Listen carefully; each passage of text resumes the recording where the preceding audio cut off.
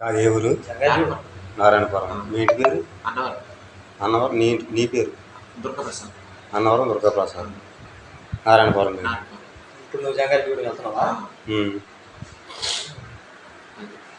జంగారెడ్డిగూడెం మనిషి చనిపోయాడు. పనా? జంగారెడ్డిగూడెం పని మీద వెళ్తున్నా చుట్టాలు ఉన్నారు? లేదన్నా మా రిలేటివ్స్ అదే అంటే అది గ్లాస్ పెట్టి కట్ షాప్ అండి.